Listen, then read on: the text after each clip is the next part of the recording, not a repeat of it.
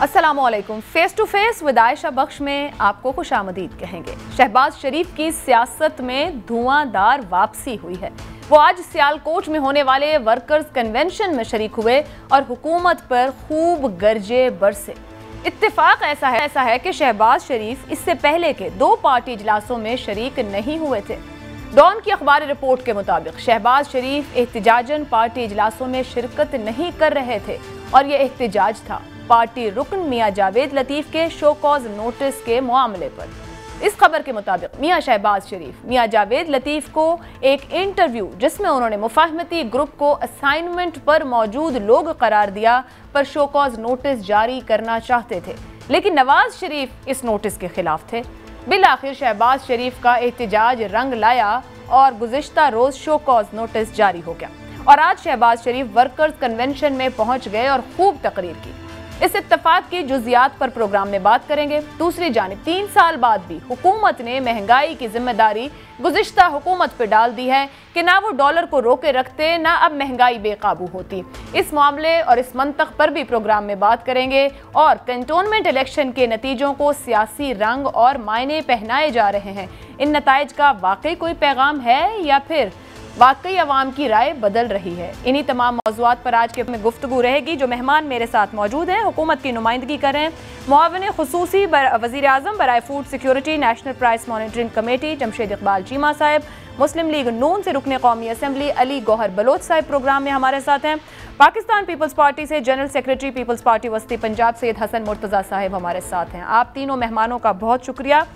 आगाज़ करेंगे शहबाज शरीफ साहिब के बयानात मुस्लिम लीग नून के अंदर मौजूद तकसीम, यानी कि अली गौहर बलोच साहिब आज जो खिताब किया पार्टी वर्कर्स कन्वेंशन से गुज़िश्ता मौजूद नहीं थे और आज हाजिर है शहबाज शरीफ साहब। ये फरमाइएगा कि ये जो शो कॉज नोटिस थे ये वाकई वजह तनाज़ा बने हुए थे आला क़यादत के दरमियान, वो जारी हुए तो शहबाज शरीफ साहब नमूदार हुए? बिस्मिल्लाहिर्रहमानिर्रहीम। देखें आयशा, ये बातें तो हम पिछले 30 साल से सुन रहे हैं कि मतलब है कि जनाब शरीफ ख़ानदान में जो है वो फासते हैं, वो ये हो जाएगा वो हो जाएगा। मेरा ख्याल है कि जो शहबाज शरीफ साहब ने इंटरव्यू कामरान खान साहब को दिया था उसके बाद फिर कोई दूसरी बात करनी बनती नहीं। उन्होंने क्लियरली कहा था कि मेरे कायद मियां नवाज शरीफ साहब हैं और आज जो नून लीग है वो उसका वजूद और उसका वोट बैंक जो है वो मियां नवाज शरीफ साहब की 30-40 साला जो मेहनत है उसकी वजह से है और वो अपने भाई के फैसलों को मनो-अन जो है वो मानते हैं और इसमें तो कोई मुस्लिम लीग का हर वर्कर ये कहता है कि हमारे कायद मियां नवाज शरीफ साहब हैं, इसमें तो कोई दूसरी राय नहीं है। बाकी ये सब क्या सराइयाँ हैं कि वो फलां, इधर तो ये होता है कि अगर किसी जलसा में मरियम साहिबा चली जाएं, कश्मीर में गई तो लोगों ने कहा जी कि शहबाज शरीफ साहब इसलिए नहीं जा रहे। हमारे कायदीन रोज़ अदालतों में जाते हैं, आपको पता है झूठे मुकदमात बनाए गए हैं, विक्टिमाइज किया जा रहा है एक फैमिली को। रोज़ हर दूसरे दिन किसी न किसी अदालत में किसी न किसी कटहरे में बुलाया जाता है, लेकिन ये तमाम सहूलियात जो हैं वो नून लीग की लीडरशिप नून लीग के वर्करों के लिए हैं। बाकी पार्टी तो एंजॉय कर रही हैं, हुकूमत तो देख। अली गौहर बलोच साहब, डॉन की इस खबर के मुताबिक शो कॉज नोटिस शदीद बना वजह की जिसके बाद ये जारी करने की इजाज़त दी गई। नवाज शरीफ साहब चाहते थे ना जारी किया जाए, शहबाज शरीफ साहब ने उस बात पर खामोशी इख्तियार की, मगर इन 2 वर्कर्स कन्वेंशन में शिरकत ना करके और उनके साथ हमजा शहबाज ने भी शिरकत ना करके खामोश एहतजाज रिकॉर्ड करवाया जिसके बाद उन्हें इजाज़त दी गई। आप इसको इख्तलाफ कहें या ज़ाती राय कहें, जो भी कहें, आप जिस इंटरव्यू का हवाला दे रहे हैं उसके बाद अब्बासी साहब ने भी तनकीद की थी शहबाज शरीफ के पॉइंट ऑफ व्यू के ऊपर। अगर इतनी नॉर्मल बात है तरदीद क्यों नहीं की गई नून लीग के फोरम से? ये अहम इजलास थे वर्कर्स कन्वेंशन, खुद नवाज शरीफ साहब जब कह रहे थे कि आप पार्टी को ऑर्गेनाइज करें, तरदीद जारी करें उस खबर को लेकर। जो शहबाज शरीफ साहब ने शायद खाकान अब्बासी साहब का हवाला दे रही हैं, मेरी खुद इस टॉपिक पे उनसे बात हुई थी। उन्होंने कहा कि मेरी जो बात थी उसको शाको सबाक से हट के बताया गया जिस पर उन्होंने शहबाज शरीफ साहब का वो नाम लिया। लेकिन गुजारिश करने का मकसद ये है कि जो हमारी पार्टी में जो शो का नोटिस है अगर दिया गया है तो जाहिर है जावेद लतीफ़ साहब उसकी वजाहत करेंगे और हमारी पार्टी में कोई असाइनमेंट पर है या नहीं है, इस बात का ज़्यादा मैं भी ये समझता हूँ कि ज़्यादा मुनासिब बात होती कि अगर पार्टी मीटिंग के अंदर बात कर ली जाती तो ज्यादा थी। लेकिन सर आपकी जाती राय में मियां जावेद लतीफ का बयान पार्टी के मुफाहिमती ग्रुप के हवाले से मुनासिब था, ठीक था?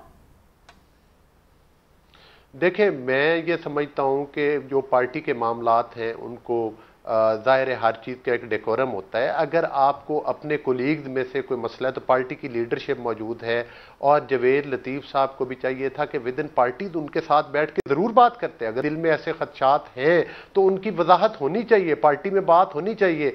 और जिस तरह से आपने देखा कि असाइनमेंट पर निसार खान साहब आए थे, तो जब वो आए तो पार्टी में उनका कितना बड़ा कद था, लेकिन उसके बाद फिर वो पार्टी में नहीं रह सके। मेरा नहीं ख्याल कि असाइनमेंट वाले लोग नून लीग में अपना वजूद बरकरार रखें, आज न कल वो एक्सपोज हो जाएंगे। अगर एक्सपोज नहीं होते तो इसका मतलब यही है कि तमाम लोग जो हैं वो मियां नवाज शरीफ साहब की क़यादत के ऊपर मुत्तफिक हैं और मुखलिस हैं, और ये प्रोपोगंडे जो हैं वो दम तोड़ते जाएंगे। जो शो आपकी बात से लग रहा है कि मियां जावेद लतीफ के बयान से आप इत्तेफाक कर रहे हैं कि असाइनमेंट वाले लोग एग्जिस्ट नहीं करेंगे पार्टी में। भाई अगर होते तो जरूर एक्सपोज भी हो जाएंगे। अगर निसार खान एक्सपोज हो गए तो कोई भी एक्सपोज हो सकता है। लेकिन मैं समझता हूं कि जवेद लतीफ साहब की भी पार्टी के लिए बहुत खुदमात हैं, बहुत सारी कुर्बानियां हैं। जाहिर है वो पार्टी के फ्रंट फुट पे आके आज जो चंद लोग मियां नवाज शरीफ साहब के बयानिए को खुल्ला लेकर चला रहे हैं, उनमें जवेद लतीफ साहब का नाम तो आता है। ये तो एक फिर क्या पार्टी के कायद के बयानिए के हक में बात करने पे शोकॉज मिलना ठीक है? नहीं, पार्टी के हक के बयानिए के ऊपर उनको शौकाज नहीं मिला। जो उन्होंने अपने कोलीग्स के बारे में क्रिटिसाइज किया, उस बयान की वजह पर उनको शौकाज नोटिस मिला। इतने भी जमहूरी नहीं है कि आप उनको तनकीद करने की इजाजत दें।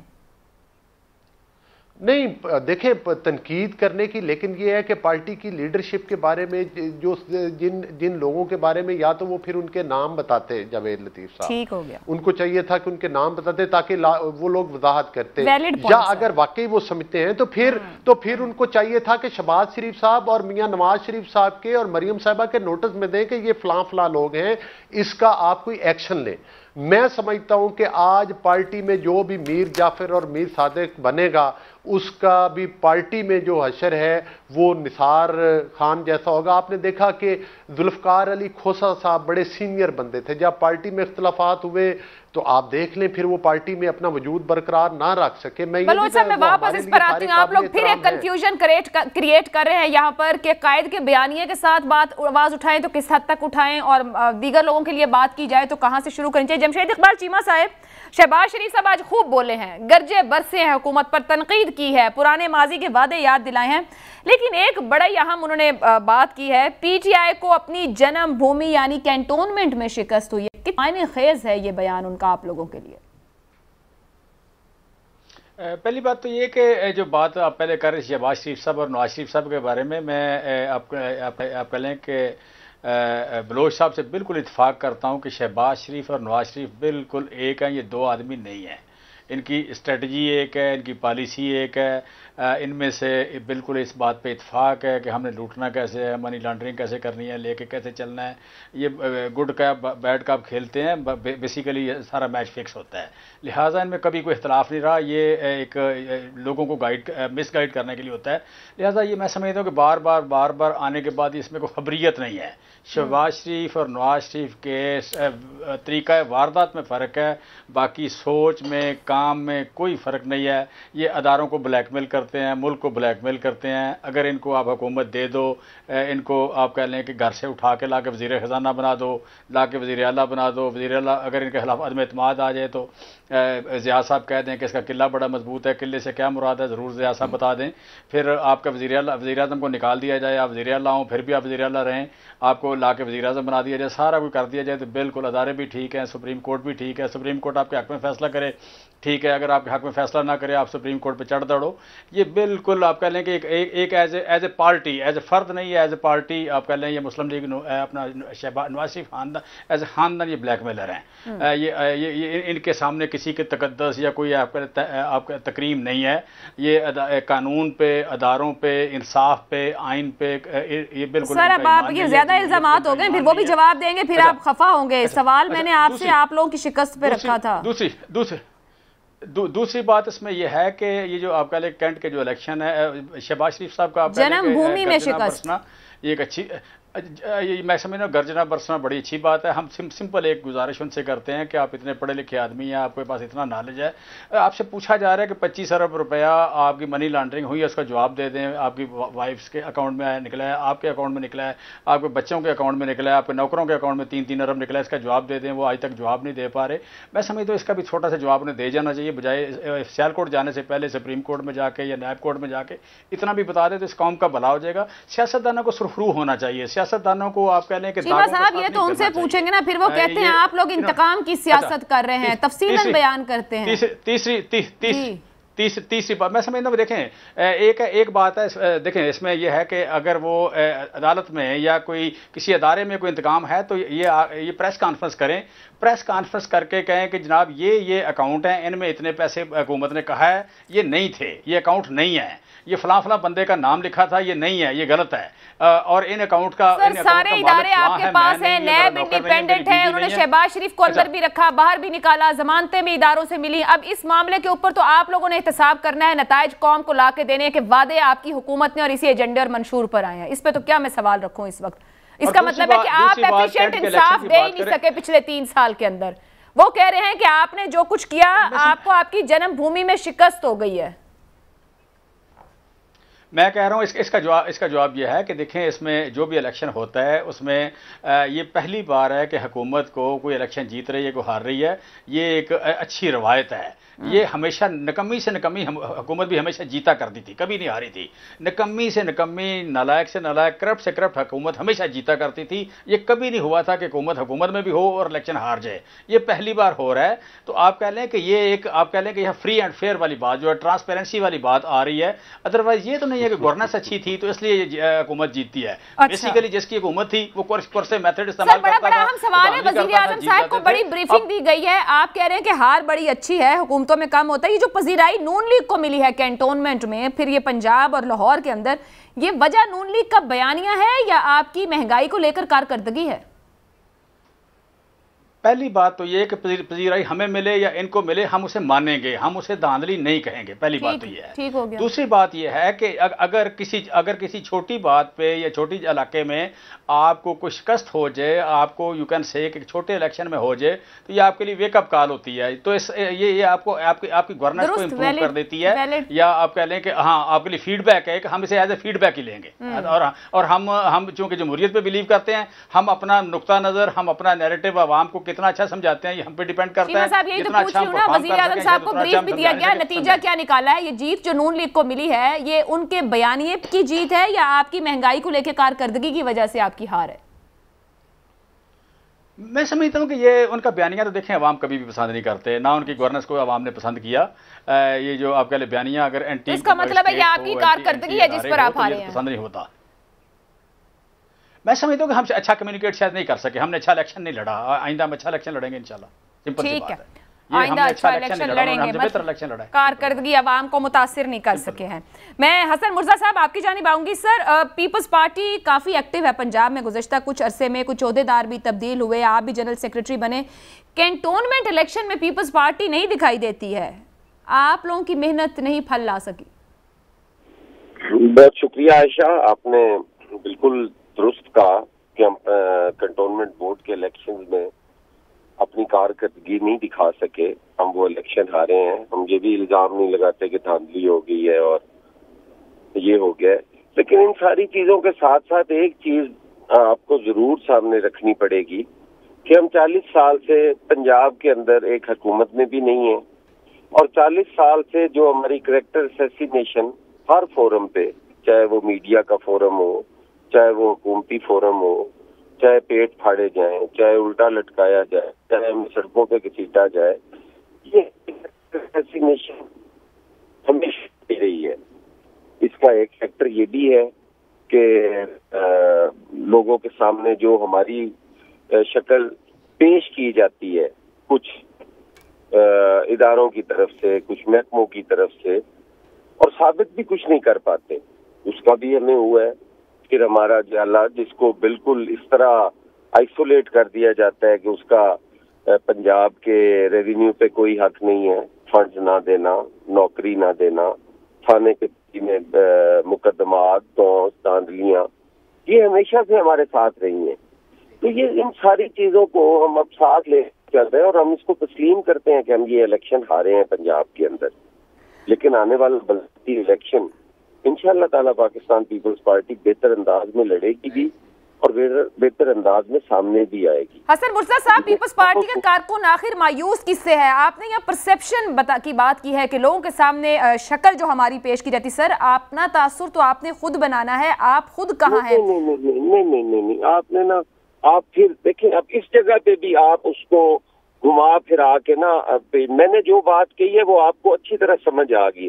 परसेप्शन हमने बनानी है, लेकिन अगर आप सुबह शाम 6 बजे से लेके रात 12 बजे तक एक चीज चलाते रहे, हमारी कहते रहे जी चोर हैं जी, डाकू हैं जी, लुटेरे हैं जी, इनकी वजह से महंगाई हो रही है, ये हो रहा है, क्या 3 साल से जो महंगाई हो रही है वो भी पिछली गवर्नमेंट पे डाल दी जाए और उस पर ये भी आप ना कहें कि ये आप ज्यादती कर रहे हैं, गलत कह रहे हैं। मैं ये अर्ज कर रहा हूँ कि ये हमारे साथ होता रहा है और ये इसमें कोई दो राय भी नहीं है, ये होता भी रहा है।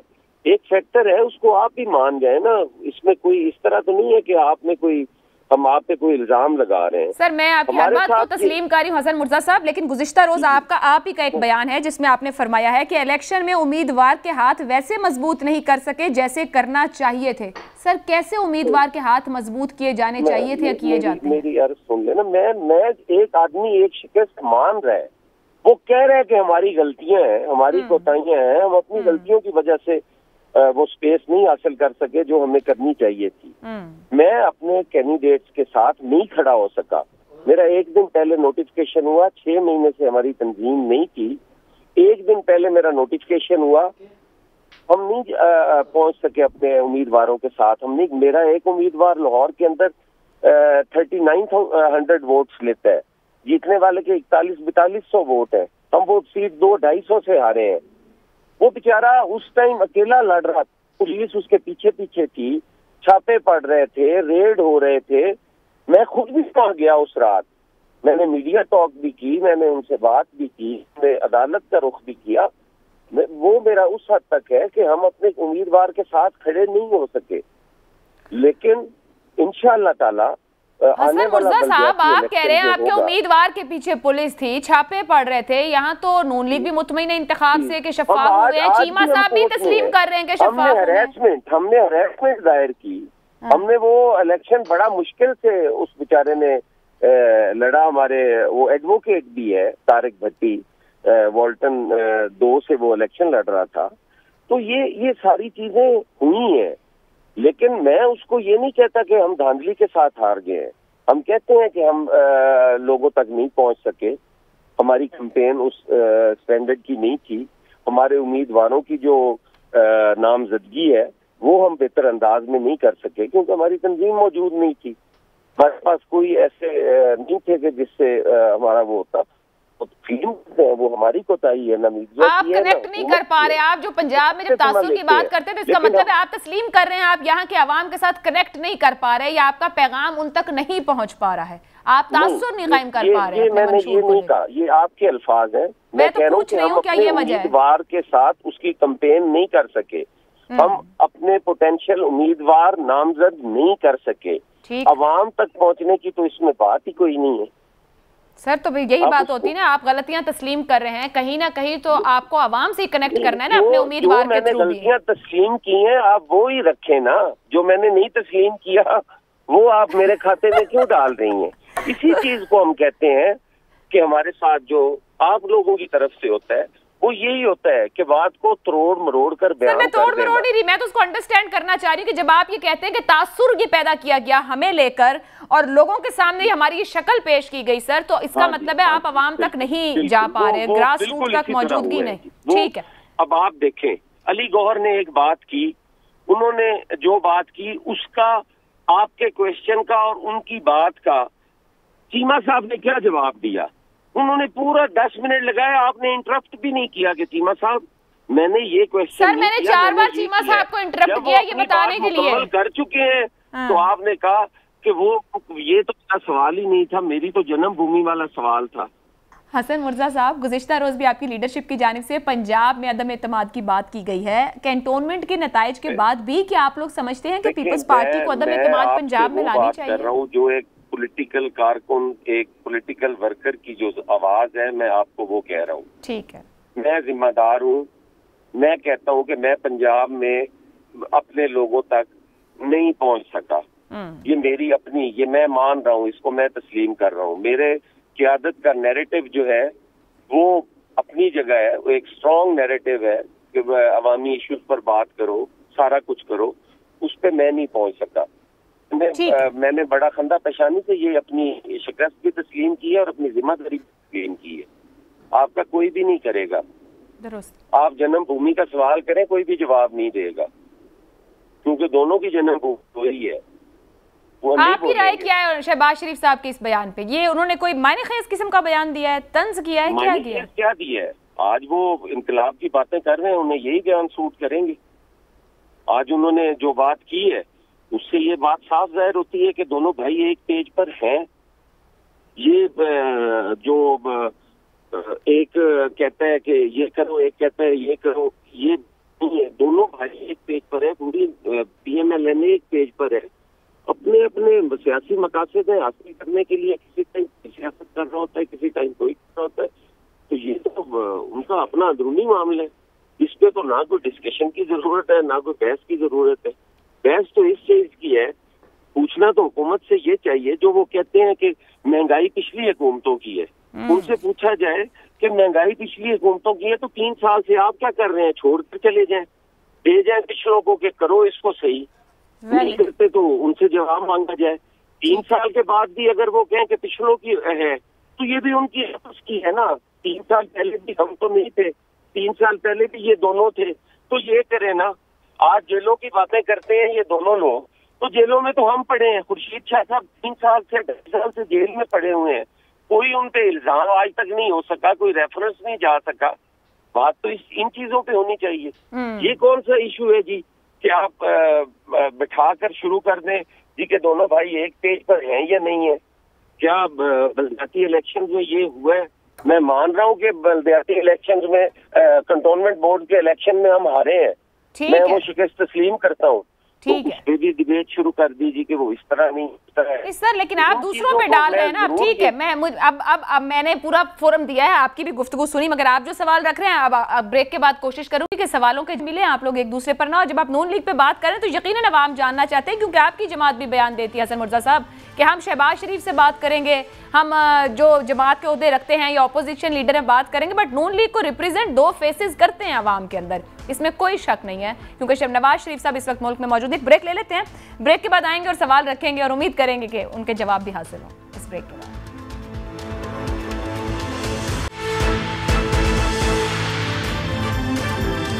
प्रोग्राम में आपको एक बार फिर खुशामदीद कहेंगे। अली गौर बलोच साहब, बहुत सी आवाजें और बातें नून लीग के बयानिए और तकसीम को लेकर होती हैं, लेकिन हसन मुर्जा साहब कहते हैं कि एक ही पेज पर हैं, क्या इस पर बात की जाए? मगर जन्मभूमि की बात पे वो कहते हैं कि PTI और नून लीग तो एक ही जगह से हैं। सर फरमाइएगा कि ये जो जन्मभूमि की बात है, ये जो शिकस्त हुई है PTI को, जो जीत मिली है कैंटोनमेंट में आपको, ये आपके बयानिए की वजह से मिली है?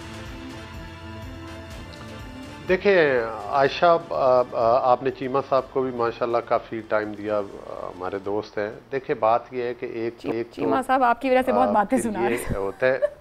जी कंटिन्यू करें। बात देखिए, गुजारी ये है कि मेरी बड़ी कोशिश होती है कि चीमा साहब के साथ जो भी प्रोग्राम्स हों वो एक अच्छे चले, एटमॉस्फेयर। हम पॉलिटिकल वर्कर हैं, हर पार्टी अपना, हर बंदा अपनी पार्टी की नुमाइंदगी करता है, लेकिन फिर भी अगर हम कुछ किसी डेकोरम का ख्याल रखें तो मुनासिब है। ये पढ़े लिखे बंदे हैं, लेकिन वो बात, वो लहजा ज़ेब नहीं देता बाद औक़ात जो चीमा साहब अपनाते हैं।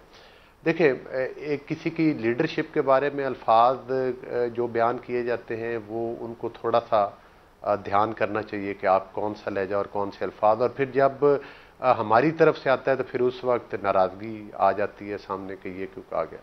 देखिए एक बात तो आयशा क्लियर है, कोई आप इत्तफाक करे या ना करे, मौजूदा हुकूमत जो इस वक्त अवाम में परसेप्शन है, चाहे आप ना माने या PTI के लोग इस बात को तस्लीम ना करें, जिस तरह से पाकिस्तान की 72 साल तारीख में मुख्तलिफ अदवार में मार्शल लॉ के ज़रिए या मार्शल लॉ के बगैर, मार्शल लॉ के एस्टेब्लिशमेंट की छतरी के नीचे पार्टियां बनाई जाती हैं, उसमें लोग शामिल किए जाते हैं, फिर उनको इक़्तिदार दिया जाता है। पीटीआई पाकिस्तान की 72 साल तारीख में इतनी बड़ी धांधली और इतनी बड़ी ज़्यादती अवाम के मैंडेट के साथ और इतना बड़ा मजाक अवाम के मैंडेट के साथ कभी भी नहीं हुआ जो 2018 के इलेक्शन में हुआ। उसके जरिए ये पार्टी, आज इनकी काबीना देख लें, इनकी काबीना में कोई चेहरा आपको, ज्यादा चेहरे काफ लीग के नजर आएंगे। अली गौर बलोच साहब, क़तई कलामी की माजरत, थोड़ी सी बात ऐड कर लें। हसन मुर्जा साहब वाली, आपको 18 सूट नहीं करता, आप कहते हैं तब हुई। हसन मुर्जा साहब कह रहे हैं हमारे साथ तो इन्होंने भी और पिछलों ने भी बहुत कुछ गलत किया, पंजाब में हमें कैसे वाइप आउट किया। सर, अगर फिर इसका मतलब है आप सब लोग नेशनल लेवल की पॉलिटिक्स नहीं करते, जाती और अपनी रीजनल पॉलिटिक्स पे ज्यादा जोर रखते हैं, मफादाती सियासत है। देखिए, मैं आप मेरी बात अगर प्लीज मुकम्मल होने दे जी कीजिए। गुजारिश ये है कि ये जो बात है इनकी कि जो इस वक्त धांधली की गई, देखें ये आज परवेज मुशर्रफ पूरी आपको मतलब वही चेहरे जो काफ लीग बनाई गई, काफ लीग जिस तरह से बनाई गई, इक़्तिदार दिया गया, बिल्कुल ये रेप्लिका है पीटीआई काफ लीग का, बिल्कुल उसी तरह से। आज देख ले किस तरह से जनूबी पंजाब से लोगों को तोड़ा गया, किस तरह से पीपल्स पार्टी के लोगों को तोड़ के इसमें शामिल किया गया। आप क्या समझती हैं, फवाद चौधरी साहब की सिर्फ अगर सेल्फी नहीं है तो नवाज शरीफ साहब के साथ नहीं है, क्योंकि वो एंटी स्टैब्लिशमेंट पॉलिटिक्स करते हैं। उनकी जरदारी साहब के साथ सेल्फियाँ, उनकी परवेज मुशर्रफ के साथ सेल्फियाँ हैं, उनकी अब इमरान खान के साथ सेल्फियाँ और तस्वीरें, मतलब है वो भी हार उस दे के चमचे बनते। आज इनकी लीडरशिप देख लीजिए। करप्शन पे बात कर रहे थे चीमा साहब, मैं जरूर रिस्पॉन्स करूंगा।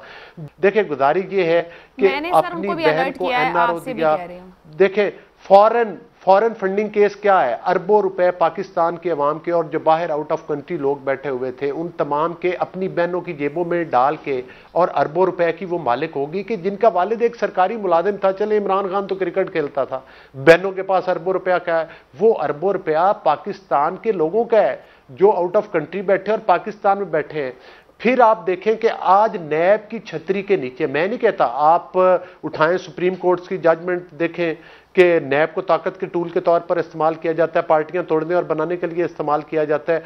आज आप देख लें कि नैब की छतरी के नीचे ये हुकूमत सुबह शाम करप्शन के अलावा इनको कोई काम ही नहीं है। और जिस तरह से पाकिस्तान की मुआशी तबाही हुई है उसकी सिर्फ और सिर्फ वजह जो है, एक तो इनकी सिलेक्शन है और दूसरे नंबर के ऊपर इनके वो है। मुझे बताएं कि अद्वियात के रेट में करप्शन नहीं हुई? आप बताएं। मैं रेट्स पर आती हूं। अली गौर बलोच साहब, सवाल ये था कि आप कैंटोनमेंट इलेक्शन अपने मुजाहिमती बयानिए की वजह से जीते या मुफाहिमती बयानिए की वजह से? आप जो उन पर तनकीद कर रहे हैं, 3 साल पहले तक आपकी हुकूमत थी, आप कानून के कटहरे में लाते अगर उन्होंने अरबों रुपए खाए हैं। मैं आपको इसमें तो बड़ी क्लियर बात है, जिस बात को मेरा ख्याल है कि शहबाज शरीफ साहब भी तस्लीम करते हैं, जिनको क्रिटिसाइज किया जाता है कि वो उनका कोई बयानिया और है।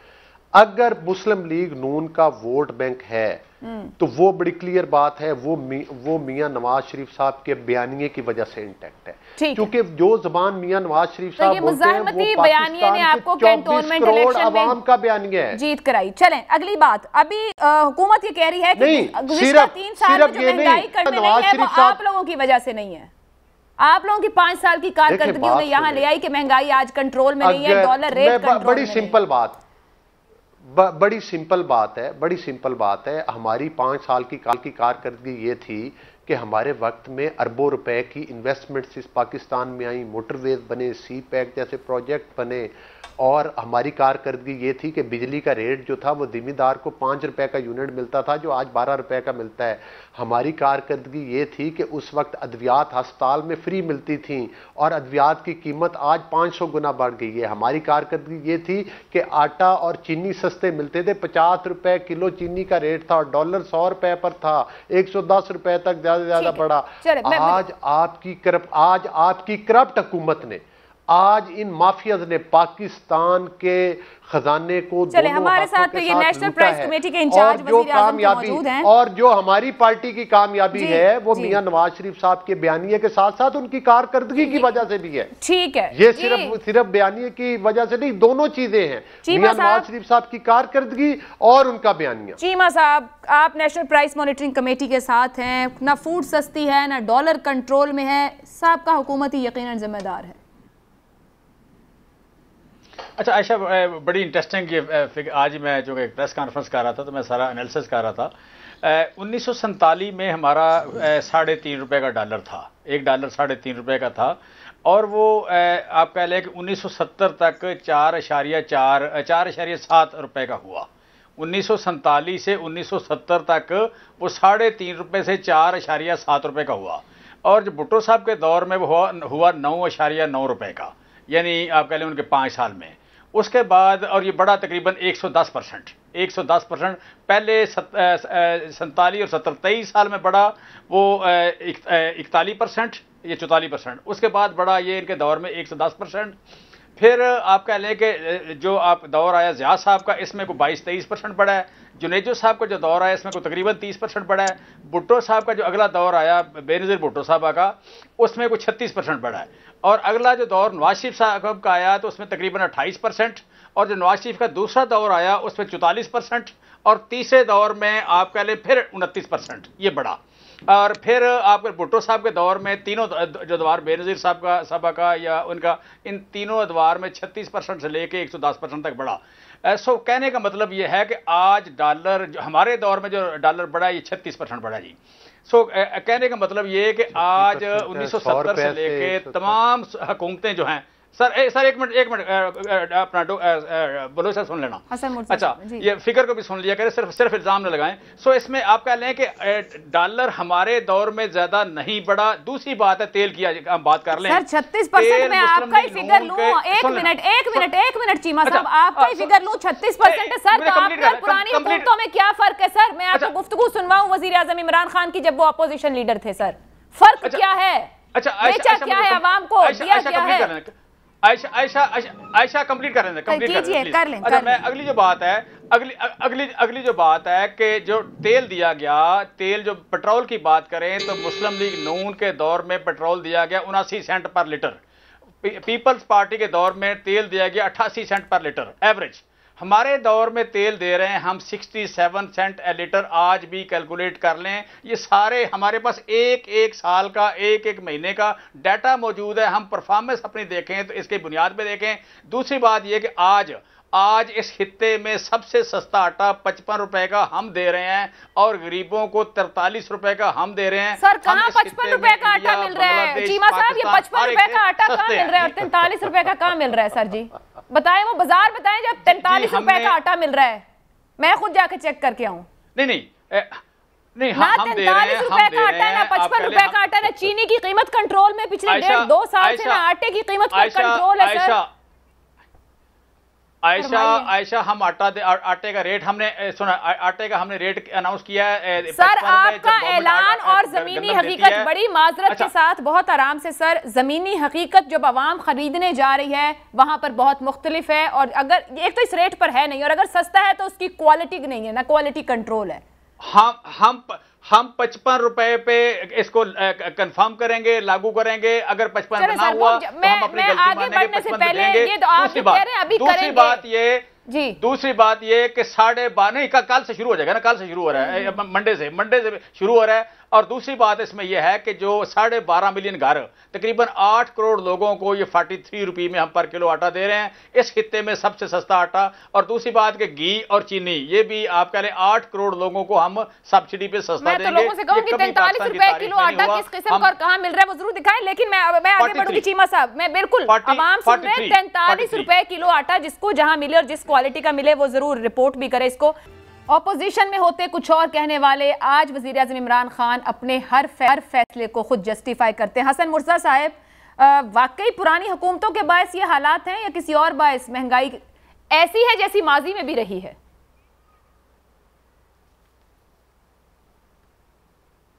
हसन मुर्तज़ा साहब, अली गौर बलोच साहब, आप कमेंट कीजिएगा, जो बात चीमा साहब कर रहे थे कि क्या माजी में भी यही महंगाई रही जिस बायस आज है, या जो फिर इमरान खान साहब तकरीरें करते रहे? देखिए आशा, बड़ी क्लियर बात है। जमशेद चीमा साहब जो बात कर रहे हैं फिगर की, ये तो फिगर लगता है इनके दफातर में कुछ किताबों में लिखे होंगे। ऑन ग्राउंड तो रियलिटी जो है वो पूरे पाकिस्तान की आवाम जानती है। मकसद ये है कि इस वक्त सूरत हाल आप देख लें कि हमारे टाइम में जो महंगाई की रेशियो थी वो 3 और 4 पॉइंट तक भी मतलब रही है। आज वो 10 से क्रॉस कर चुकी है, 12 तक भी रही है, फिर कुछ 11 पर आई। आजकल तो खैर मेरे ख्याल है परसेंटेज खत्म, फिगर खत्म हो गए, डबल डिजिट में महंगाई है। अली गौर साहब, जरा मुझे इजाजत दीजिएगा, हसन मुर्जा साहब वापस कनेक्ट हो गए, मैं उनका रिस्पांस ले लूं इस पे। हसन मुर्जा साहब फरमाइएगा, जो चीमा साहब बात कर रहे थे और फिर मैंने ऑपोजिशन में होते हुए इमरान खान साहब क्या कहते थे वो भी सब सुनवाया है। आपके ख्याल में कि किस जगह पर लूप होल, क्योंकि ये कह रहे हैं कि प्राइसेस ठीक हैं, कि माजी की हुकूमतों में भी चीजें ऐसी रही और ये बड़ा अच्छा चला रहे हैं। वैसे आपके इलाके में आटा और चीनी कैसे, ये भी फरमा दीजिएगा अगर इल्म में हो। देखिए, मैं आयशा ना उन्हें सुन पाया हूँ ना ही आपकी क्लियर आवाज आ रही है। मुझे जितना समझ आया है, मुझे लगता है आप कह रहे हैं कि आज की महंगाई जो है ये बिल्कुल ठीक है, ये पहली हुकूमतों में भी होती थी। महंगाई बिल्कुल होती थी, इसमें कोई दो राय नहीं है कि महंगाई नहीं होती थी। महंगाई होती थी, लेकिन उस वक्त की हुकूमतें जो है वो लोगों को रिलीफ के लिए सब्सिडीज भी देती थी, वो लोगों की तनख्वाहों में इजाफा भी करती थी, वो मिनिमम वेजेस में इजाफा भी करती थी। आप लोगों की कुव्वत खरीद जो है, आज तो कुव्वत खरीद खत्म हो चुकी है। आज लोगों के पास वसाइल नहीं है, आज लोगों के पास रोजगार नहीं है। आप अपने देख ले कि मीडिया के कितने लोगों की डाउनसाइजिंग हुई, तनख्वाहों में कट्स लगे। क्या एक दिन भी किसी स्कूल ने फीस कम की है? हम सारे असेंबली में खड़े होकर कहते हैं कि स्कूल माफिया जो है, प्राइवेट स्कूल माफिया जो है वो लूट रहा है। आज तक उस पर हुकूमत ने क्या? अब एक आदमी की तनख्वाह तो हुकूमत कम कर देती है, लेकिन उसको जो रिलीफ मिलना है कि बच्चों की तनख्वाहों फीसों में कोई कमी हो जाए, नहीं होती। पेट्रोल सस्ता हो जाए, नहीं होती। कोई खाद पे सब्सिडी मिल जाए, नहीं मिलती। डीजल पे सब्सिडी दे दें। काश्तकार मरा पड़ा है।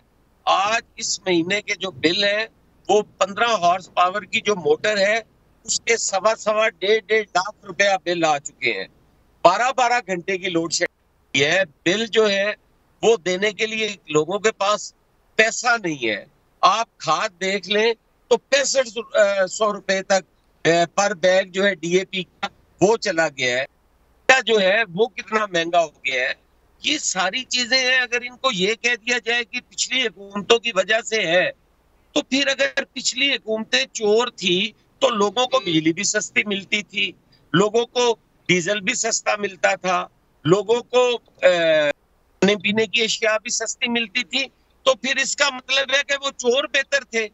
इन ईमानदारों को सर में मारना है कि सारे लोग जो हैं वो बेचारे बेरोजगार हुए पड़े हैं, लोगों के पास ये रोटी नहीं है। किस तरह ये इल्जाम तराशी की सियासत छोड़नी पड़ेगी। हमें मिल बैठकर इस कौम को इस अजाब से निजात दिलाना पड़ेगी। हुकूमत जो है वो आज 3 के बाद भी सुबह गालियां देना शुरू करती है, रात सोते तक गालियां देते हैं, चोर चोर डाकू ये वो। इमरान खान साहब से तो इतनी तनकीद बर्दाश्त नहीं होती कि एक आदमी वो कहीं गए तो सोशल मीडिया पे ही देखा है, उस बंदे बेचारे ने शेर पढ़ दिया, उन्होंने कहा छोड़ो, ये नहीं होता। जिस आदमी से ये तनकीद बर्दाश्त नहीं होती वो क्या चलाएगा मुल्क? वो किस तरह कौम को आगे लेगा? हमें बंद गली में जा रहा है, कोई रास्ता नहीं है हमारे पास, कोई कानून की अमलदारी नहीं है। लोग 5-5 बच्चों को नहरों में फेंक कर खुदकुशियां कर रहे हैं। हालात तो देखे, लॉ के हालात क्या हुए पड़े हैं। लूट मार पकड़ धकड़ ये सब कुछ इसलिए हो रहा है कि लोगों के पास रोटी नहीं है, लोगों के पास इलाज के लिए पैसा नहीं है, पास बच्चे पढ़ाने के लिए फीस नहीं है। मगर हुकूमत के दावे तो बहुत आगे किए ना हसन मुर्जा साहब। वो तो कह रहे हैं कि वो आटा भी 30 रुपए किलो दे रहे हैं, सेहत कार्ड भी दे रहे हैं, सब चीजें बेहतर हो रही हैं। किसको दे रहे हैं जी? किसी को तो एक ब्रेक लेते हैं, ब्रेक से वापस आएंगे तो जो बात की है कि इल्जाम तराशी की सियासत मुल्क को बंद गली में लेकर जा रही है और बुनियादी सहूलियात ही मुयस्सर नहीं है। चीमा साहब और अली गौर बलोच साहब क्या कमेंट करते हैं इस ब्रेक के बाद।